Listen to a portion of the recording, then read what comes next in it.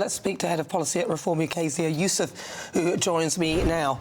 Zia, is this good news for you when you hear that, or is it just kind of, it's just par for the course, as kind of what you expected of the Labour Party?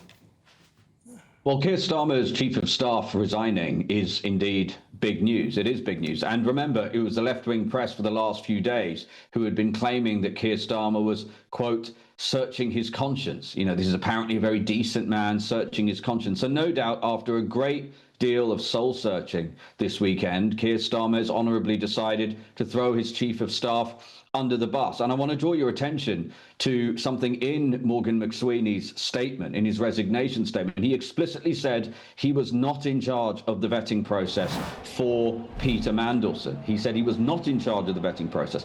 And therefore, once again, you go back to the point that Keir Starmer himself was responsible. All of this is downstream from the absolute dumpster fire of the entire Peter Mandelson situation and his connections with Epstein, which were already well known and common knowledge. In fact, his nickname was already the Prince of Darkness for as long as I can remember.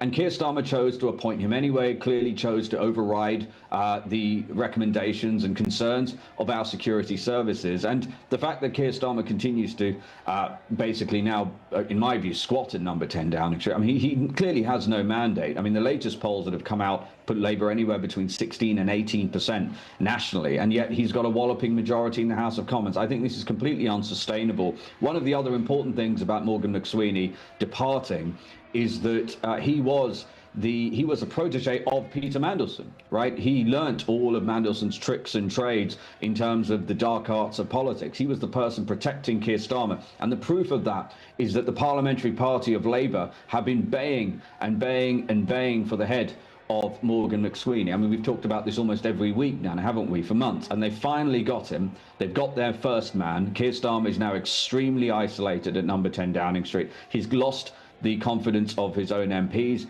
He's definitely lost the confidence of the country. And whoever replaces him, and this is actually really important, whoever replaces him, whether it's Rayner or Mad Ed Miliband, I think it'll sadly be Mad Ed Miliband who replaces him, there is certainly no mandate for that sort of far left agenda. And that's why I keep saying, in order for this country, I think, to have any form of cohesion in terms of government, not only will Starmer resign, but he must call a general election. Well, I'm not so sure you're right about this far left agenda, though, because there are people within the Labour Party, and it seems a lot of people who voted Labour are saying that the reason they're upset with the Labour Party, and there was a survey that was done a little while ago that said that because they were upset because they weren't left enough, which to me is a shocker, but that is a thing. A lot of people... So that's exactly the point that I'm making. So the point I'm making is that the country has not given any form of a mandate to a far-left political agenda at number 10 Downing Street, right? And what we're going to see, because in the end it is going to be the far-left elements of Labour, both the parliamentary party and, of course, the Labour members. And by the way, almost every poll that has come out, with just one exception, that I have seen of the Labour members puts Mad Ed Miliband way ahead of everybody else. The Labour membership are the very last possible people we should be turning to for whom the next Prime Minister of this country should be. And that's why I reiterate the point. Whoever comes next will be meaningfully to the left. And look, that's not just me saying stuff. Look at Andy Burnham, right, who's been blocked out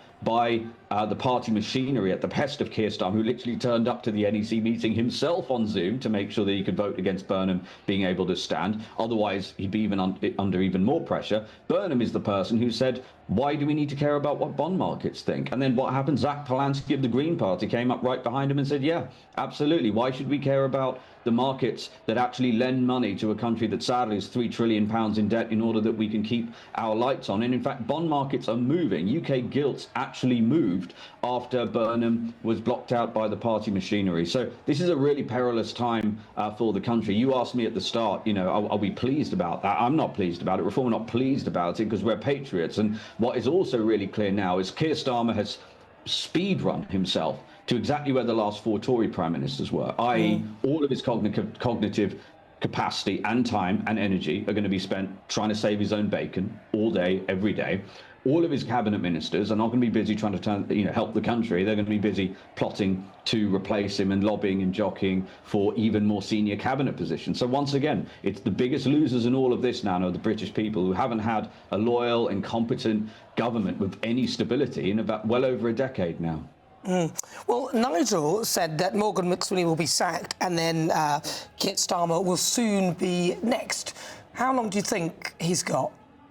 Well, the real question is, again, it's when and not if. The only reason Starmer hasn't already been replaced is, I think, actually more because no one really wants to take on the calamity that's coming of the May elections. And so I think the calculation the Labour MPs are making is, look, this guy's obviously, a dead man walking politically speaking. He's clearly not going to be Prime Minister next year. So the question is, who's going to be in a position to replace him? And as I said, who wants to replace the Prime Minister and have on their table, essentially, and potentially be blamed for the disaster that the May elections would be. And let's see what happens, because we are obviously in the process of a court case.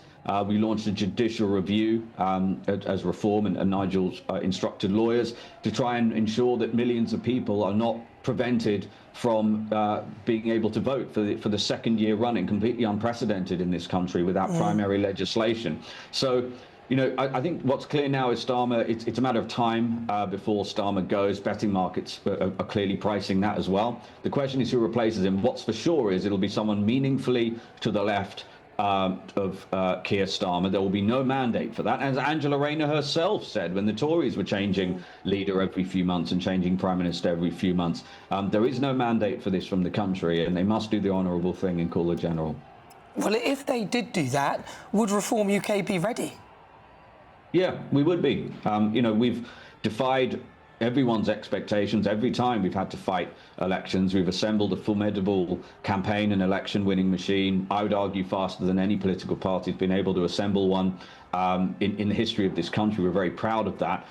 We will be able to stand excellent candidates, and yeah, we will absolutely be ready. We've taken the view. Remember, Nigel has been talking about an early general election now for some time, and as is often the case with these things, Nana, it's very slowly and then all at once. I think it's really important that this country has a government with a proper mandate. Frankly, no matter who it is. Obviously, as a Reform person, I want it to be a Reform government, but for too long we've just had utter shambles, utter chaos at number 10, a parliamentary party hopelessly divided, a cabinet squabbling amongst themselves and setting themselves the target of replacing their leader. The British public were totally sick of that. That's why, as you said, the only reason Starmer is Prime Minister is because the Tory vote collapsed. He won fewer votes in the general election, Starmer, than Jeremy Corbyn did both times he ran. Not by a little bit, but by loads. Corbyn absolutely trounced Starmer in terms of votes actually acquired. So the only reason he's Prime Minister is because the Tory vote collapsed on account of the British public saying we have had quite enough of this betrayal, of this corruption, of this shambles, of this endless sense of chaos at number 10. And what have we had since Starmer arrived? We basically had, an absolute fire hose of corruption, one scandal after another. And that is why, as I said, Starmer didn't stand for anything. His entire offering was, I wouldn't be corrupt and chaotic like the Tories, and he's been even worse. But some people might say that actually, didn't Nigel Farage support Mandelson's appointment?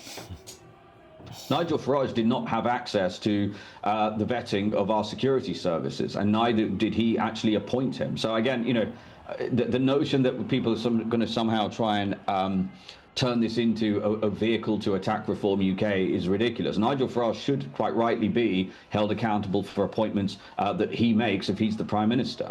But if he did not have access to the sort of vetting that Keir Starmer had. And look, I'd also say this too, when you're making, there aren't many diplomatic appointments that the Prime Minister makes. It's one of only a couple of British ambassadors are indeed political appointments. And I'd underscore the point, by the way, that Nigel Farage offered himself up to serve as American ambassador for Keir Starmer on the basis that he's a good friend, obviously, of President Trump. And he wanted to do whatever he can to help the country. And obviously that call never came. Are you surprised as to how badly it has gone for the Labour Party? Because it's been very, very quick. It's only been, 18 months, and we are here now with all the U-turns and everything else that we've gone through.